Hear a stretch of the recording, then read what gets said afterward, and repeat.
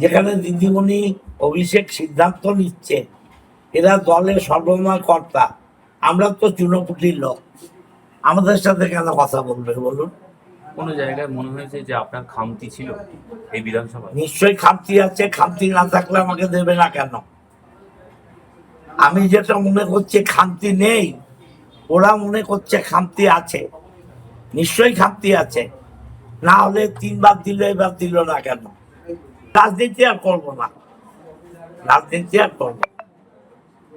কি সন্ন্যাস নিলেন? রাজনীতি থেকে বিশ্রাম নিলাম।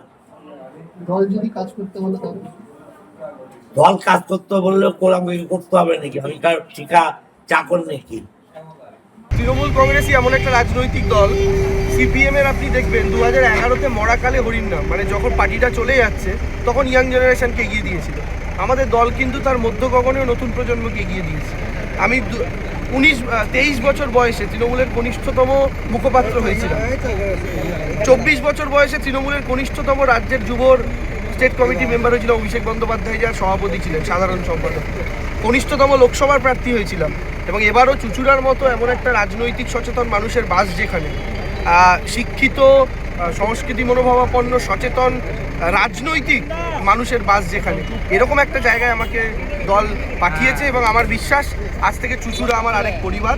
এবং আমি এইটুকু নিশ্চিতভাবে বলতে পারি, নতুন চুঁচুড়া করার শপথ, যেটা চুঁচুড়ার প্রত্যেকটা যুব সম্প্রদায় দেখে, চুঁচুড়ার প্রত্যেকটা মা কাকিমা দিদি বোনেরা দেখে, সেটা আমরা আগামী দিনে করব। টিকিট না পেয়ে বিক্ষুব্ধ চুঁচুড়ার বিদ্রোহী বিধায়ক অসিত মজুমদারও। আমরা তো চুনোপুটি লোক, তাহলে আমাদের সঙ্গে কেন কথা বলবে? আমি মনে করেছি খামতি নেই, ওরা মনে করেছে আমার খামতি আছে। না হলে 3 বার আমাকে দিল, এবার কেন দিল না? দলের লোকের আমাকে ভালোবাসে, ওদের মন ভেঙে গেছে। প্রতিক্রিয়া অসিত মজুমদারের।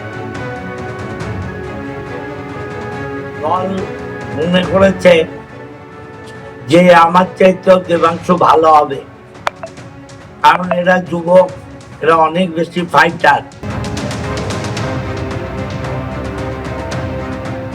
আর প্রার্থী তালিকা প্রকাশ হওয়ার পর থেকেই দিকে দিকে তৃণমূলের বিক্ষোভ শুরু হয়েছে। রাজগঞ্জে টিকিট না পেয়ে ক্ষুব্ধ বিধায়ক খগেশ্বর রায় পদও ছাড়লেন তিনি। বাড়ির সামনেই বিক্ষোভ দেখান তৃণমূল কর্মীরা। অন্যদিকে টিকিট না পেয়ে ক্ষোভে ফেটে পড়লেন আমডাঙ্গার বিদ্রোহী তৃণমূল বিধায়ক রফিকুর রহমান।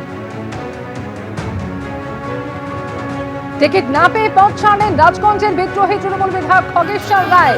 চেয়ারম্যান পদ থেকে পদত্যাগ করলেন তিনি। বিধায়কের বাড়ির সামনে বিক্ষোভ, টিকিট না পেয়ে ক্ষুব্ধ দলেরই একাংশ কর্মীরা।